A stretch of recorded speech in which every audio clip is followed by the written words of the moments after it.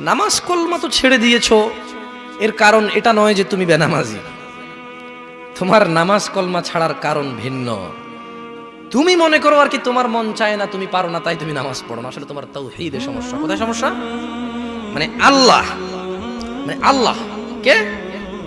আল্লাহ তিনি যে তোমার হিসাব নিতে সক্ষম এবং তিনি যে তোমার হিসেব নিবে, তুমি এটা পরিপূর্ণভাবে বিশ্বাস করো না, তাহলে তো তুমি নামাজ পড়তে। তুমি মনে করো আর কি তুমি নামাজ পড়ছো না, তুমি গাফেল। এই জন্য তোমাকে বলেছি আল্লাহকে ভয় করতে হবে। ফর এক্সাম্পল, আল্লাহ নামাজ ফরজ করেছে। কে নামাজ ফরজ করেছে? আল্লাহ। মুয়াজ্জিন আজান দেয়, তুমি নামাজ পড়ো না। তুমি মনে করো তোমার দান সাদাকা তোমাকে উদ্ধার করবে? তোমাকে ভুল শিখিয়েছে। আমি মানুষ, ছোট হতে পারি। শোনো, জোর জবরদস্তি করে কিছু কথা আমাকে শুনিয়েও দিতে পারো, এখান থেকে নামিয়েও দিতে পারো। বলছি না তোমরা নামাবা, বাট এটা পারো। তবে মনে রাখবে, কথা যেটা বলে সেটা উল্টাতে পারবে না। কেন পারবে না জানো?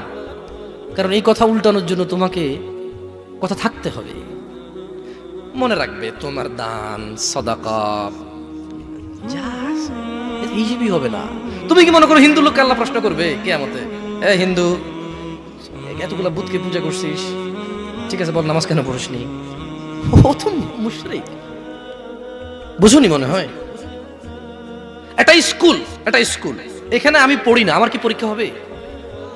আমার কি পরীক্ষা হবে? বুঝে দিতে পারিনি মনে হয়। তো যে মুশরিক, তার নামাজ রোজা হজ যাকাতের হিসাব কিসের হিসাব? সে তো অলরেডি এমন অপরাধী যা ক্ষমাযোগ্য নয়, যা কি নয়, ক্ষমাযোগ্য নয়। একজন বেনামাজি মানুষ, সে মনে করে নামাজ না পড়া শুধু নামাজ না পড়া, অথচ আল্লাহর নবী, যে একটু আগে বললাম, আল্লাহ বলেছে যদি তোমরা আল্লাহর ভালোবাসা পেতে চাও তাহলে রাসূলের অনুসরণ করো।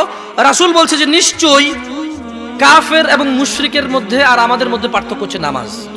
তুমি মনে করো নামাজ না পড়া, নামাজ না পড়া। ওই যে তুমি খুঁজে পাও না মুসলমান কিভাবে শিরিক করে, এই যে নামাজ না ছাড়লে শিরিক হয়। দেখো, আমি অনুবাদক, এখানে যারা বুখারী পড়ায়, মুসলিম পড়ায়, তিরমিজি পড়ায়, হাদিস তারা পেয়েছে না। হানাফি, শাফি, মালিকি, হাম্বলি, তিরমিজি, আবু দাউদ নাম দিয়ে তুমি পরিবর্তন করে গোপন করতে পারো, কিন্তু আছে।